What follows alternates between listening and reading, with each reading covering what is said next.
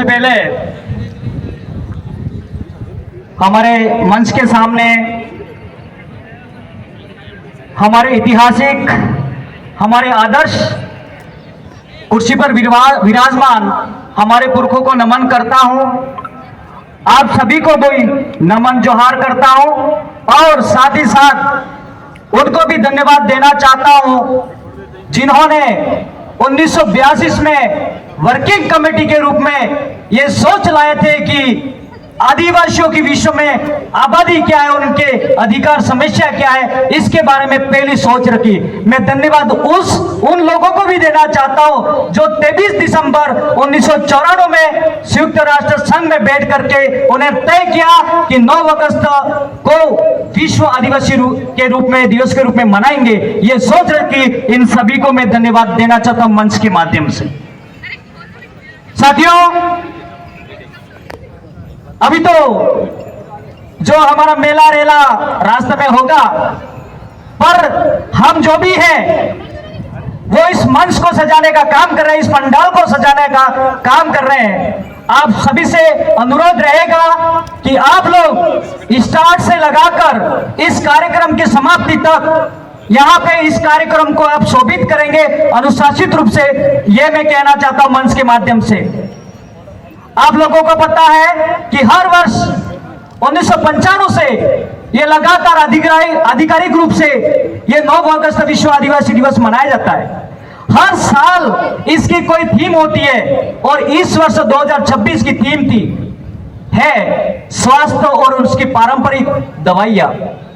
आप सभी जानते हैं कि पहले समय में हमारे आयुर्वेद हुए थे, सुश्रुत, चरक, जीवक, ऐसे महान हमारे चिकित्सक हुआ करते थे। लेकिन इससे पहले भी हमारे समाज के अनगिनत और जिसका इतिहास में कोई नाम नहीं है, ऐसे हमारे चिकित्सक हुआ करते थे और आज भी हमारे गांवों में हमारी देसी दवाइयों से आज भी उपचार कर रहे हैं।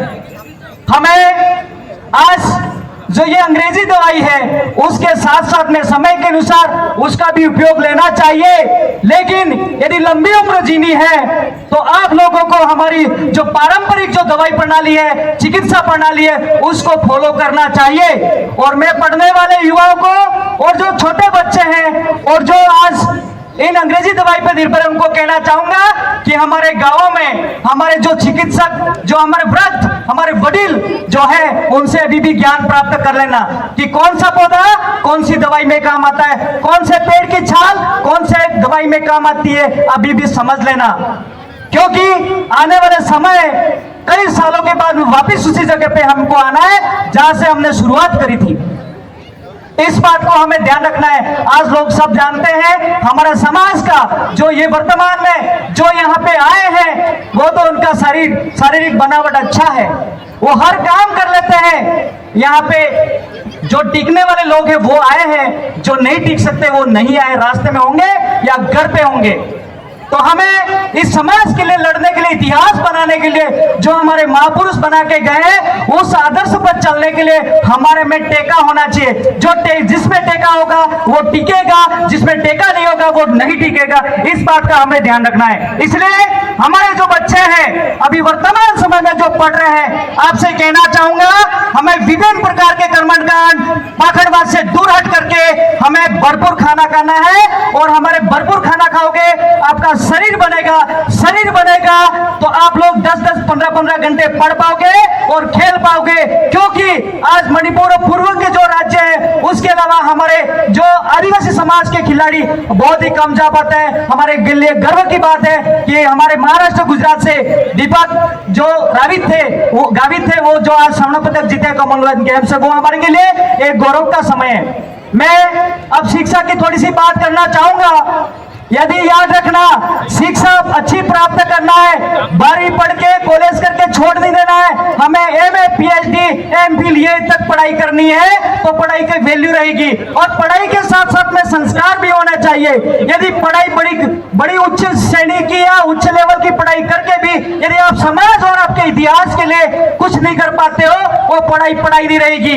इसका मतलब कह सकता है कि आप लिखे पढ़े हो, पढ़े लिखे नहीं कह जाओगे। इसलिए हमें पढ़े लिखे बनना है और इस बात का ध्यान रखना है। आज हमारे समाज में आप पढ़े लिखे हो जाओगे, आप विभिन्न प्रकार की जो समस्या प्रशासनिक राजनीतिक कार्य है उसका सामना अच्छी तरह से कर पाओगे आप लोग। यदि आप पढ़ते नहीं हो, समझते नहीं हो, तो आपके अधिकारों को पीछे से आप होशियार हो रहे हो। मेरी बिल्डिंग बन गई, मैं नौकरी बन गया, आज मैं लेक्चरर हूं, लेकिन मैं आने वाली पीढ़ी के लिए नहीं सोचता हूं, इसका मतलब मेरी पढ़ाई सही नहीं है। मेरे समाज के लिए कुछ नहीं कर रहा हूं, मेरे सिर्फ मेरे परिवार और मेरे घर के लिए कर रहा हूं, इसका मतलब ये समझ लेना मैं स्वार्थी हूं। मैंने समाज का सर्टिफिकेट लिया, सिर्फ मेरे के लिए लगाया था, वो समाज के लिए नहीं है। इसलिए याद रखना, जब जब आप समाज के सर्टिफिकेट, समाज के आरक्षण से नौकरी लगते हैं, आपका दायित्व बनता है इस समाज, इस देश के लिए काम करने का। आप लोगों को पता है विभिन्न प्रकार के अवसर तो है, लेकिन नौकरियां खत्म की जा रही है। आप लोगों को पता नहीं है, आप लोगों ने देखा होगा जो IAS RS जैसी नौकरी होती है वो बैकडोर एंट्री से अंदर प्रवेश किया जा रहा है और आप लोगों की नौकरियां खत्म हो रही है, आपके अवसर को खत्म किया जा रहा है। आप लोगों ने देखा होगा अभी जो लेक्चरर सेकंड ग्रेड की जो पोस्ट हो रही है, तो सरकारों ने क्या किया, क्राइटेरिया घोषित कर दिया, 40% पास होना जरूरी है। ऐसी हमारे बस की बातें, हम तो गांवों दूर दराज जंगलों में दूर रहने वाले लोग हैं जहां पे सड़कें की व्यवस्था नहीं है, ऐसी जगह से भी है हम। तो हमारी जो शिक्षा जो प्राप्त करनी चाहिए, जो शहर बाजार और राजधानी और ऐसे बड़े शहरों के लड़कों के बराबर कंपटीशन नहीं कर सकते, हमें अवसर दीजिएगा। अभी तो समय बाकी है, हम आगे नहीं आ पाए, हाँ कुछ लोग हम आ पाए। आपके जैसे अभी जो लेक्चरर की अभी रिजल्ट आया, उसमें कई कैटेगरी में 40%, जो एक सब्जेक्ट में जनरल में अच्छे नंबर लाए, लेकिन सब्जेक्ट में वो नंबर 40% नहीं ला पाए, इनको बाहर कर दिया गया। आप लोगों को ध्यान होना चाहिए कि रोस्टर क्या है, रोस्टर 24 क्या है, रोस्टर 100 क्या है, रोस्टर 200 क्या है और 400 क्या है, ये आपको ध्यान रखना पड़ेगा। शिक्षा ध्यान रखना, शिक्षा अच्छी प्राप्त करना, नहीं तो पहले समय में हमारा इतिहास का दबा दिया गया और हमारी संस्कृति, हमारे जो शिक्षा थी, हमारी भाषा खत्म कर दी। आज हम भील हैं और भीली भाषा बोलते हैं, लेकिन आज यहाँ पे वागड़ी बोली जाती है, भीली भाषा का कोई अस्तित्व नहीं है यहाँ पे।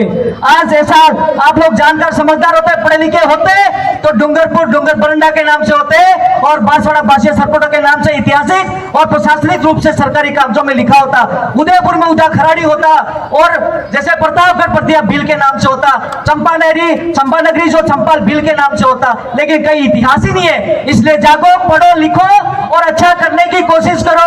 आने वाला हम तो जैसे जैसे पढ़ गए और हम ढूंढ ढूंढ के इतिहास को ला रहे हैं, लेकिन आप लोग जरूर आने वाले बच्चों को तैयार करना, वो हमारा इतिहास, हमारी संस्कृति, हमारी भाषा के बारे में अध्ययन करेंगे, PhD करेंगे, लिखेंगे। मेरी PhD चल रही थी, लेकिन मैंने 3 बार लेसन दिए। मैं आदिवासी के बारे में PhD करना चाहता था, लेकिन मेरे को लेसन नहीं दिया और मैंने PhD छोड़ दी। मोहनलाल सुखाड़ी यूनिवर्सिटी से मैं कर रहा था, मैंने 3 बार मैंने टॉपिक दिया, उन्होंने मना कर दिया, आप नहीं कर सकते, हम दे रहे वो करो। मैंने कहा तुम दे रहे हो, मैं नहीं करूंगा, ये मैंने सोचा, मैंने नहीं की। इसलिए आप लोग जब जब आप संघर्ष करोगे, लड़ोगे, तो आपके खिलाफ सामने से समाज और प्रशासन सब भी तैयार होंगे। हमारे समय जैसा काम करने वाले लोगों के बार बार ट्रांसफर होंगे, AP होंगे, विभिन्न प्रकार की कार्रवाई होगी, लेकिन आप अग्रणी पंक्ति के लोग हैं, डरना नहीं है, पीछे कदम बढ़ा दिया, कदम आगे बढ़ाना है, पीछे नहीं बढ़ाना है। इन्हीं बातों के साथ मैं 2 पंक्तियां कहना चाहूंगा। यदि हमें इसके साथ में जल जंगल जमीन, आज ये जो बेतवा कैंप जो दरिया है वहां पे अभी हमारे लोगों को विस्थापित किया जा रहा है, तो वहां पे अपन को इस तरह से आंदोलन आज इनके हो रहे, तो आने वाले देखो पास में आग जली है तो धुआं जरूर तुम्हारे पास आने वाला है। याद रखना, आज वो तड़प रहे तो कल तुमको भी तड़पना है, विस्थापित होना है। तो हमें इसके साथ साथ में जल जंगल जमीन को भी बचाना है। तो हम तो हमारी पहचान जल जंगल जमीन से। मैं 2 पंक्तियों के साथ मेरी बात को खत्म करना चाहता हूं कि जल जंगल हमारी पहचान है। अरे जल जंगल हमारी पहचान है, प्रकृति रक्षा ही हमारा ईमान है।